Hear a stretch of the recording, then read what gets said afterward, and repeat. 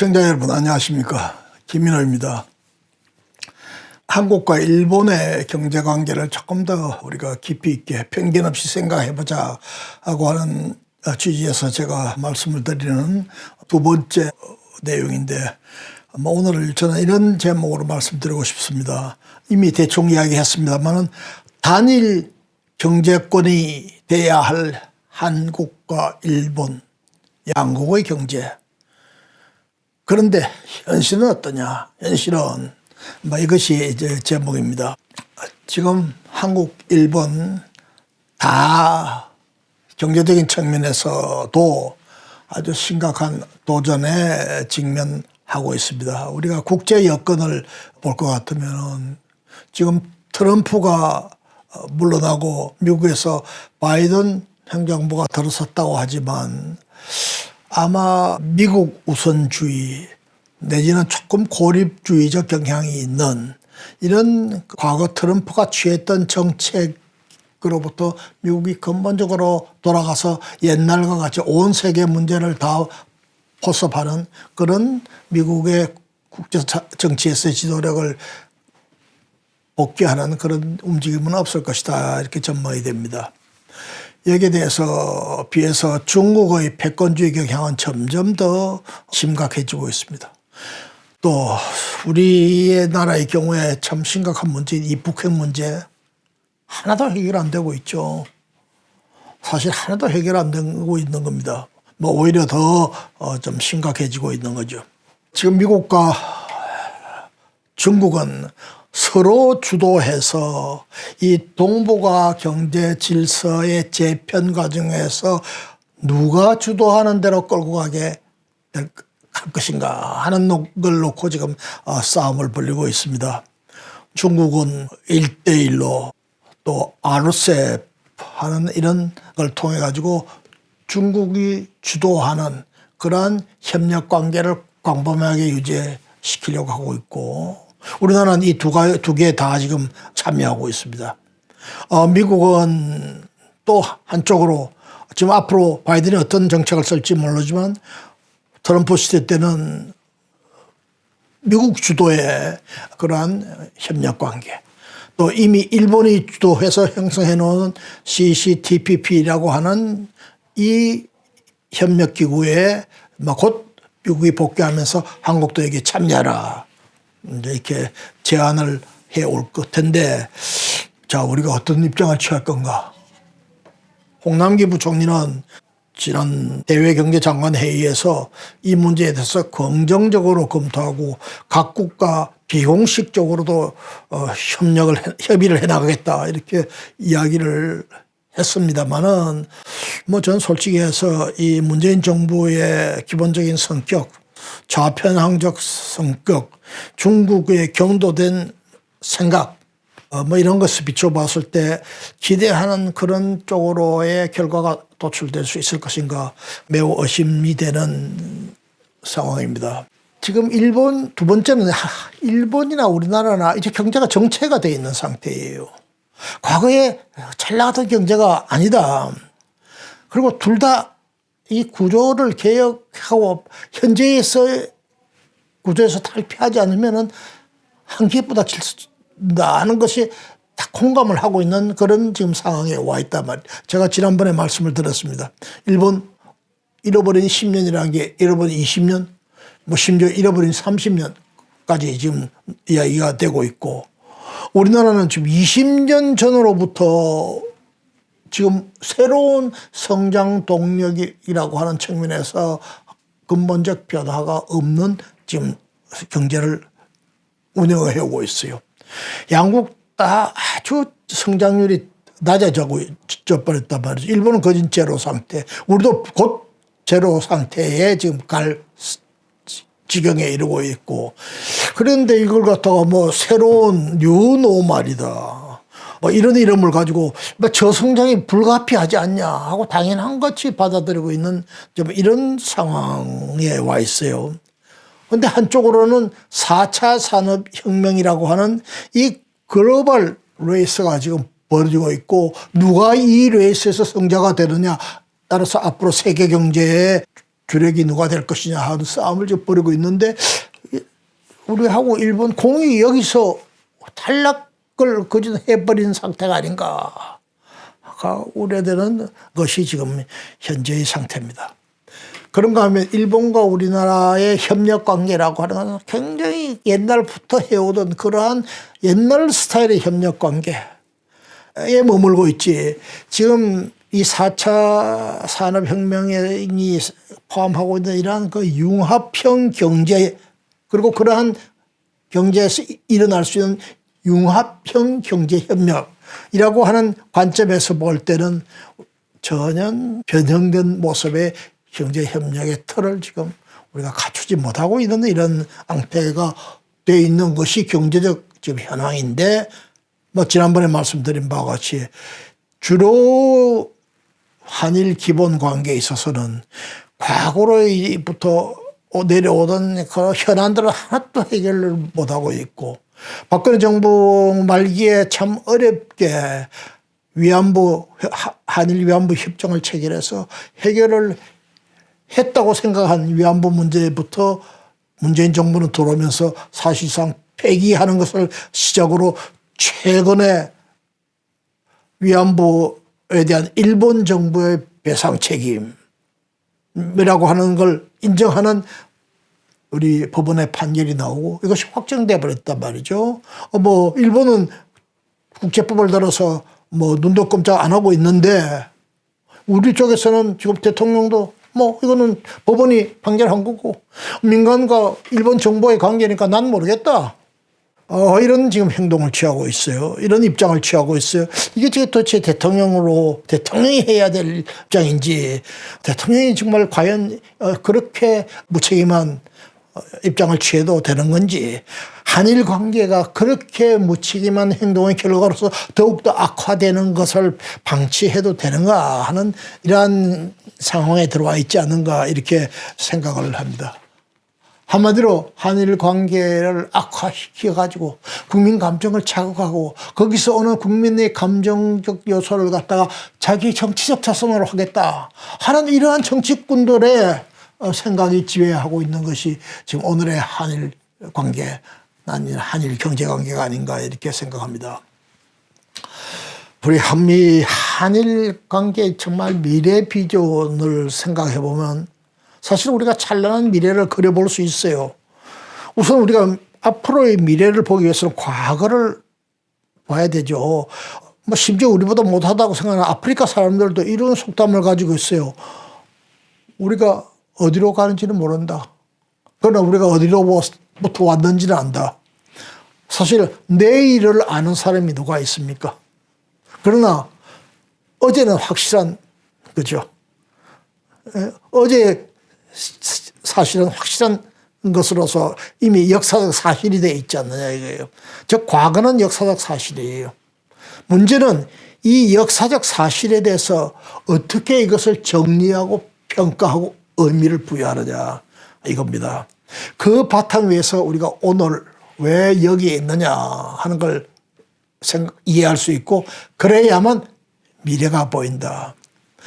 저는 한마디로 얘기해서 한국과 일본은 뭐 정치적으로는 말할 것도 없고 안보적으로도 물론 말할 것 없지만도 이 안보 외교적인 정치적인 측면과 동시에 단일의 경제권을 형성해야만 한국도 살고 일본도 살고 더욱 발전하고 동시에 이것을 통해서 동북아시아의 거대한 세력으로 더욱 다가오는 저 중국과의 관계에 있어서 제대로 된 입장을 유지해 나갈 수 있으면서 한쪽으로는 미국, 유럽, 중국 동시에 한일 경제라고 하는 이러한 세계 4개 거대 경제권의 일원으로서 세계적 경제적 발언권을 유지해 갈 수 있다고 하는 것이 제 생각이고 이것이 한일 경제의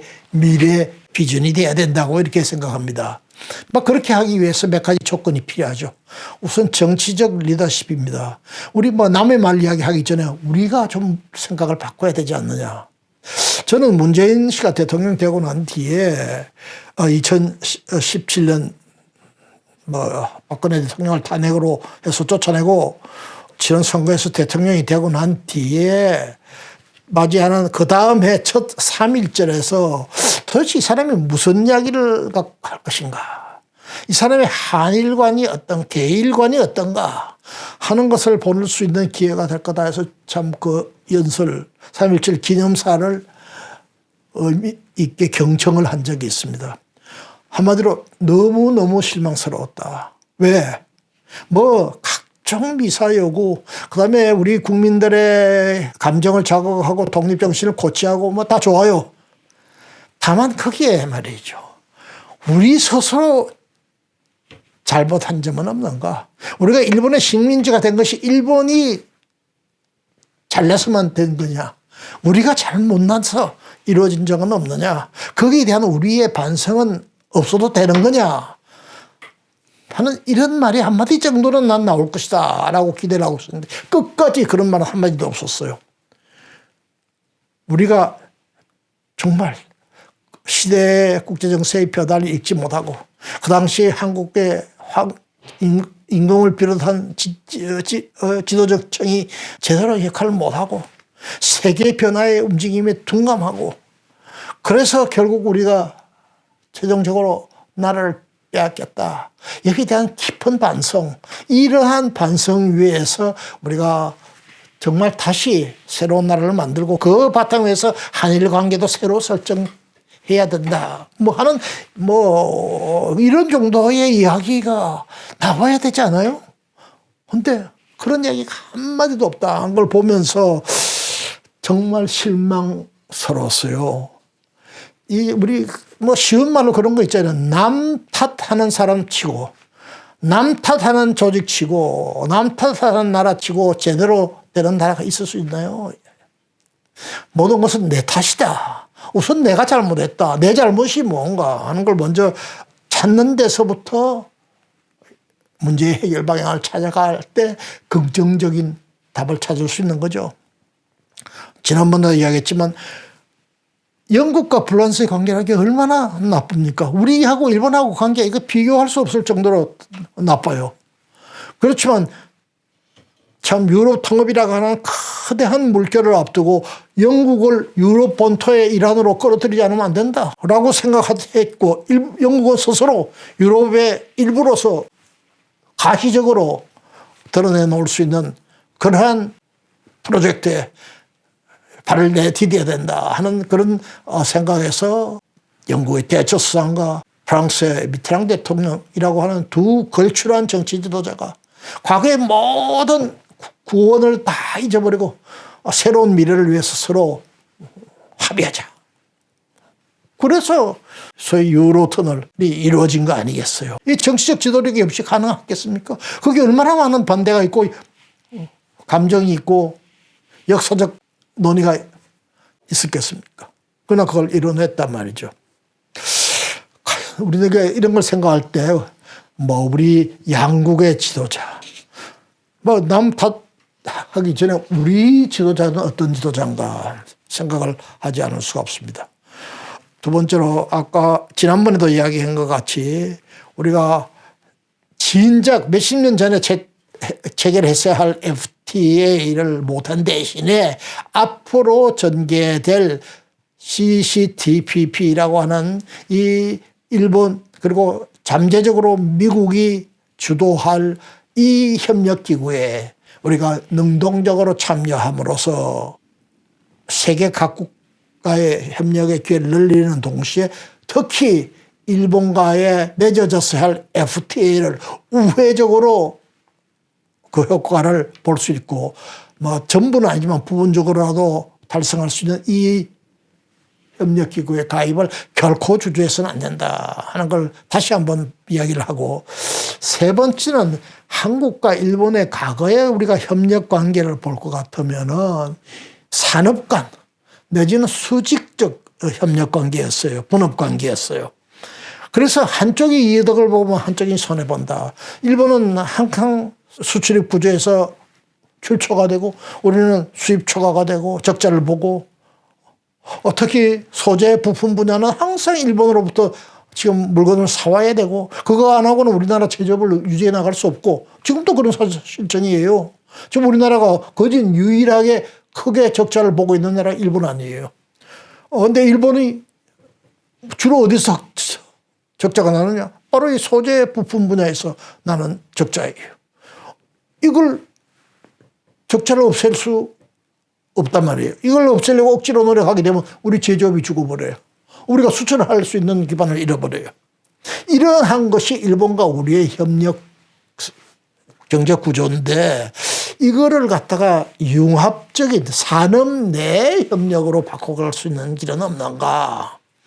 같은 산업, 예를 들면 같은 자동차를 하는데 제조, 설계 혹은 연구 뭐 이러한 몇 개 중요한 파트를 갖다 일본과 우리가 편견 없이 어디서 이루어지는 것이 더 효율적이냐 하는 걸 통해서 서로 지역을 나누고 협력해가면서 같은 산업을 해나가서 그걸로 얻어지는 성과를 가지고 제3시장으로 진출한다. 이런 식의 협력 구조로 앞으로 바뀌어가지 않으면 안 된다. 만약 그렇게 할 수만 있다면은 얼마나 어마어마한 힘이 성과가 나올 수 있겠는가. 만약에 그런 산업 구조를 만든다고 한다면 그때야말로 일본과 우리가 하루 생활권이 돼야 되지 않겠어요. 그렇게 되면 자연히 한일 해저 터널이라고 하는 육로의 교통수단에 대한 생각도 바꿀 수 있는 거죠. 일본도 바뀌게 되고 우리도 바뀌게 될 겁니다. 또 그것을 그러한 협력 관계를 가능하게 하는 수단이 바로 이 터널이 될 수도 있는 거죠. 저는 이런 생각을 지금 하고 있는 거예요. 그래서 이것이 바로 앞으로 4차 산업혁명 시대에 있어서 융합형 경제로 가는 데 있어서 만약에 일본과 한국이 서로 간에 갖고 있는 장단점을 서로 융합해서 장점으로 몰아간다고 하면 세계에서 가장 강력한 거진 미국에 맞먹는 경제 기술력을 갖는 그런 경제로 가져가는 것이 가능하지 않겠는가. 이게 제가 생각하고 있는 일본과의 협력의 앞으로의 새로운 모형이 아닐까 이렇게 생각합니다. 결론적으로 어떤 면에서 보나 우리가 양국은 단일 경제를 이루어야 될 나라입니다. 근데 문제는 양국 정부다 말이죠. 정부는 이 국민에 대해서 교육적 기능을 포기해서는 안 됩니다. 지금 예를 들어 위안부 문제다. 국민 정서를 자극하는 이러한 여론, 과거사 문제에 대해서 예를 들어서 우리 한국 정부가 이 문재인 씨가 끌고 가고 있는 한국 정부가 꿈에서라도 자, 우리가 이런 것에서 과감히 탈피하자. 과거사 문제는 덮어버리자. 만약에 일본이 사과를 하지 않으면 그건 일본 스스로의 문제다. 일본이 국제사회에서 영원히 수용되는 나라가 못 될 것이다. 일본한테 맡기자. 우리는 그거 잊어먹겠다. 그리고 오로지 미래를 향해서 나가자.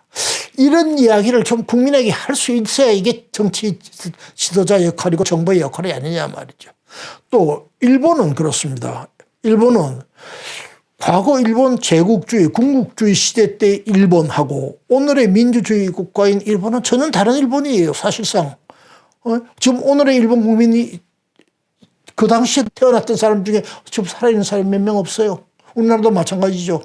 근데 왜 오늘의 시장경제국가인 일본이 과거 전체주의, 군국주의, 일본이 저지른 전쟁의 이 죄과로에 대해서 사고하는데 그렇게 인색할 필요가 뭐가 있느냐. 그거 우리가 잘못된 정치 제도를 받아들여서 그때 사람들이 잘못된 일을 했단 말이에요. 지금 우리는 다른 일본이다. 다른 일본 사람이다. 왜 이런 얘기를 못하느냐.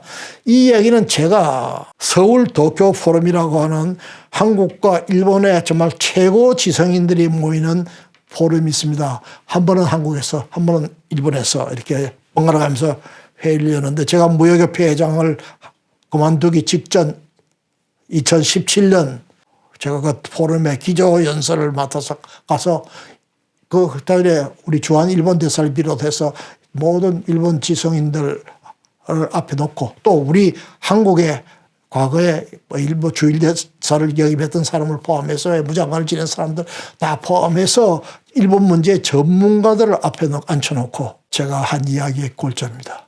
우리도 달라져야 된다. 우리 정부가 달라져야 된다. 그리고 우리 정부가 국민에 대해서 영합하는 것이 아니라 국민에게 가야 될 방향을 제대로 가르쳐주는 그런 정부가 좀 되자. 일본 너희도 좀 그렇게 좀 하자. 그런 바탕에서 우리가 서로 새로운 협력 관계를 만드는데 힘을 합친다면 얼마나 대단한 경제권을 우리가 만들 수 있겠는가. 이런 이야기를 한 바가 있습니다. 결론을 말씀드리자면 동북아는 100년 만에 다시 경랑 속으로 빠져들어가고 있습니다. 일본, 중국, 러시아 그리고 멀리 있는 미국이라 하는 이 네 마리의 메기가 지금 설치는데 그 속에 사는 이 붕어 신세가 이 한국이죠. 우리가 정말 냉철한 머리를 가지고 앞날을 생각하면서 우리 국가의 장래를 결정을 해야 되지 않겠습니까? 정말 미래를 위해서 과거를 잊지는 않지만 수용할 수 있는 그런 냉철한 머리. 만약에 우리가 북한이라면 어떻게 하겠느냐, 중국이라면 어떻게 하겠느냐, 러시아라면 어떻게 하겠느냐 하고 입장을 바꿔서 생각해 볼 수 있는 그러한 객관성. 이 인정하고 싶지 않은 역사적 진실이라도 우리가 사실은 사실대로 받아들이는 그러한 냉철한 태도, 이런 것이 없이 우리가 이 참 험악한 국제사회에서 살아갈 수가 있을 건가. 한국과 일본의 관계를 놓고 볼 때는 우리가 코페르니쿠스적인 인식의 전환을 해야 된다고 보는데 저는 이렇게 생각합니다. 다음과 같은 질문을 우리 국민 스스로에게 던지거나 혹은 정치인에게 던져보고 싶은 겁니다. 그 첫째는 구한말 우리 조선이 그 당시에 대한제국이 잘했더라도 일본의 식민지가 되었을까? 라는 질문입니다. 둘째로 일본에게 합방당하지 않았더라면 구 대한제국이 스스로 구조 내지 개혁을 통해서 오늘의 대한민국으로 이어졌을까 하는 것에 대한 정말 편견 없는 답변.